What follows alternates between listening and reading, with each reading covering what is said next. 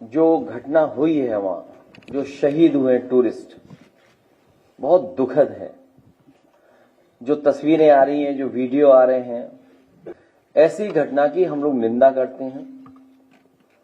सरकार कड़ी से कड़ी कार्रवाई करे ऐसे आतंकवादियों के खिलाफ, क्योंकि आतंकवादियों का कोई धर्म नहीं होता। आतंकवादी किसी धर्म के नहीं होते। उनका मुख्य मकसद यही है कि डर पैदा करना, टेरर पैदा करना और देश और प्रदेश का कारोबार को रोकना, वहां के लोगों को तकलीफ पहुंचाना, वहां के लोगों को परेशानी पहुंचाना। जिस तरह हम लोग देख रहे हैं, पूरे देश में उसके खिलाफ गुस्सा है जो घटना हुई है। हम अपनी पार्टी की तरफ से राष्ट्रीय प्रमुख महासचिव आदरणीय रामगोपाल यादव जी, वो ऑल पार्टी मीटिंग में समाजवादी पार्टी की तरफ से जो जो सुझाव होंगे उस मीटिंग में रखेंगे। अगले की ये जो घटना घटी है, इसमें अवसर में जो है आपदा में अवसर ढूंढती है बीजेपी, और उसने एक तस्वीर ट्वीट की है, उसको डाला है, और निहायत अफसोस तस्वीर है, उसको डाल के वो चुनावी मुद्दा बनाना चाहती है। बिहार में जो है जाके उन्होंने कहा कि हम पुलवामा को के ऊपर कहा, उसके ऊपर कहा, फिर अभी फिर जाके कहा। किसी भी पॉलिटिकल पार्टी को ऐसी घटना से राजनीतिक लाभ नहीं लेना चाहिए, क्योंकि ये देश का सवाल है, हमारे पूरे हिंदुस्तान, भारत, इंडिया का सवाल है। यहां के लोग मिलकर के, साथ रह करके दुनिया के बराबर चलना चाहते हैं। ये सुझाव भी हमारी पार्टी की तरफ से होगा कि जिस तरीके से सोशल मीडिया पर टारगेटेड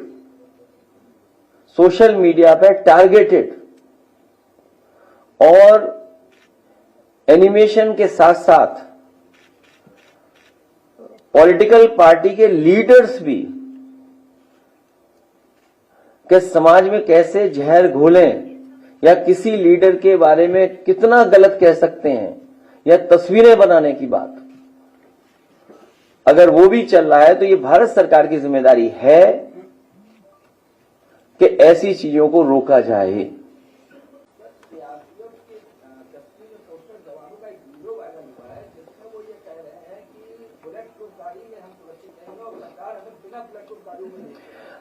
बहुत से विषय इसमें आएंगे, बहुत सी चीजें हम और आप लोग सोशल मीडिया पे देख रहे हैं। ये दिल्ली की सरकार, उनकी जिम्मेदारी है कि किसी भी तरह की फेक न्यूज या किसी तरह की वो न्यूज जो हमारी सिक्योरिटी को थ्रेट पहुंचाता हो, चाहे वो हमारी इंटरनल सिक्योरिटी हो, चाहे हमारी बॉर्डर सिक्योरिटी हो, उन सिक्योरिटी को कोई भी किसी तरह से अगर ठेस पहुंचाता है या उसके बारे में कोई गलत जानकारी देता है, तो ये केंद्र सरकार की या सरकार की जिम्मेदारी बनती है कि इस तरह की चीजें नेटवर्क के थ्रू ना आ पाए, सोशल मीडिया पे फ्लोट ना कर पाए।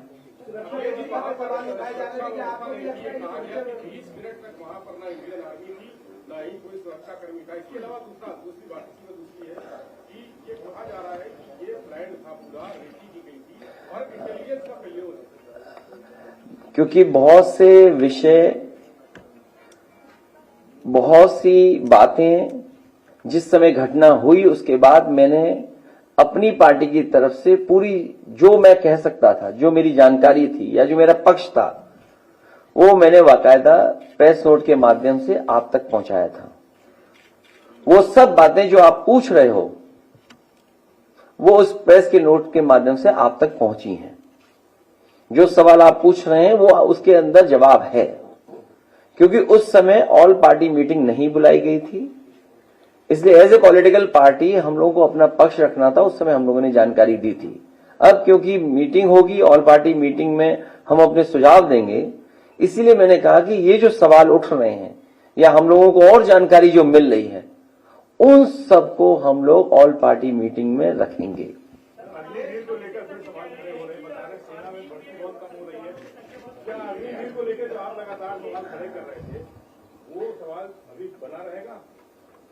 ये जो डिफेंस के कई सवाल और अग्निवीर को लेकर के हम लोगों ने कई बार कहा, और फिर दोहराता हूं उस बात को, अग्निवीर के पक्ष में देश के युवा नहीं है। वो पक्की नौकरी और पक्की वर्दी चाहते हैं। अगर आपका तर्क ये है कि बजट इसमें हमें बचाना है इसलिए हम अग्निवीर व्यवस्था लाए, देश की सुरक्षा के लिए कितना भी बजट खर्च हो जाए हमें उतना बजट खर्च करना चाहिए देश की सुरक्षा के लिए। सर, हमले के बाद जिस तरीके से सीसीएस बैठक में भारत सरकार ने जो 5 बड़े फैसले लिए, आपकी नजर में क्या वो सही में 5 बड़े फैसले हैं? और अगर उस जगह पे आप होते तो ऐसे कौन से बड़े फैसले लेते? हालांकि वो समय नहीं है, नहीं तो मैं कुछ और बात कह देता, लेकिन जो फैसले लिए इससे भी कठोर फैसले लेने चाहिए थे। कठोर फैसले ही नहीं, वो इंप्लीमेंट कैसे होंगे उसको भी कठोरता से इंप्लीमेंट किया जाए, केवल स्टेटमेंट न हो। ये हमारा पक्ष जब ऑल पार्टी मीटिंग होगी तो ये भी सुझाव होगा कि भारत सरकार ने जो फैसले लिए हम उसके पक्ष में हैं। इससे भी कठोर फैसले अगर कुछ ले सकती है भारत सरकार तो भारत सरकार को लेना चाहिए। जितने कठोर फैसले लिए हैं उतना ही कठोर उसका पालन हो, क्योंकि अगर पानी को रोकना है तो पानी को रोकने के लिए कोई आपके पास व्यवस्था है, एक बहुत लंबा प्रोसीजर है। शायद हमारे पत्रकार साथी इस बात को समझते होंगे। वैसे तो बीजेपी के नेताओं के अगर आप सोशल मीडिया पे जो पेजेस हैं देखोगे, या पैसे देकर के जो चलवाते हैं ये लोग, न जाने कितना पैसा खर्च करते हैं। इस तरह का पैसा सुरक्षा पे खर्च होता तो शायद ऐसी घटनाएं न हो। आप भी जानते हो बीजेपी क्या चाहती है कि गुड़गांव में किसी को भारतीय जनता पार्टी के लोग पैसा देते हैं, वो हमारी इमेज बना करके चलाता है। क्या हम पहने हुए हैं, क्या हम पहनावा बना दिया हमारा, तो वो कौन लोग हैं? बीजेपी के लोग हैं। और यही नहीं, एक हैंडल नहीं, न जाने कितने हैंडल हैं ऐसे। ये तो आप एक ऑफिशियल हैंडल की बात कर रहे हैं। सोचिए छत्तीसगढ़ के जिस हैंडल ने वो तस्वीर या वो बनाई है, कोई माफ कर सकता है उस चीज को? क्या मैसेज देने की कोशिश की है? और उनके चुने हुए लोग या हारे हुए लोग क्या भाषा इस्तेमाल कर रहे हैं? तो इनके पास कुछ बचा नहीं है बीजेपी के पास, झूठा ही प्रचार करेंगे। तो फैसले वहां हुए हैं, भारतीय जनता पार्टी ने अपनी मन मर्जी से लिए हैं। उसके बावजूद भी इतने लोग शहीद हो जाएं, इतने टूरिस्ट शहीद हो जाएं, इससे ज्यादा दुखद घटना कोई नहीं हो सकती।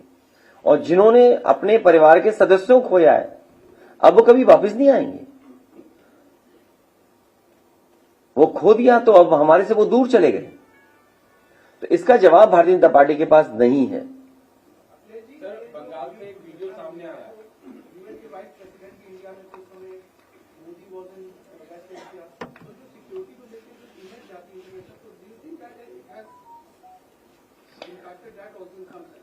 देखिए, इंटरनल सिक्योरिटी और बॉर्डर सिक्योरिटी, इन दोनों मसलों पर पूरा भारत, पूरे पॉलिटिकल लोग एक हो जाते हैं।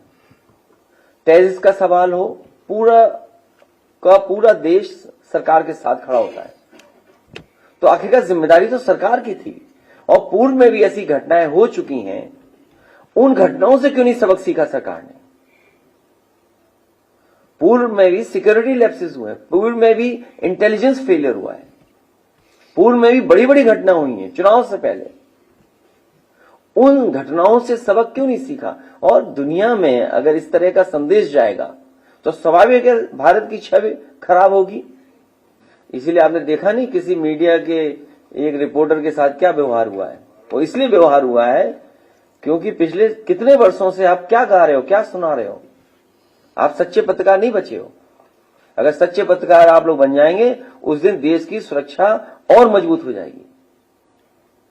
इसके लिए हम भी जिम्मेदार हैं और आपको भी सच्चे पत्रकार बनना पड़ेगा।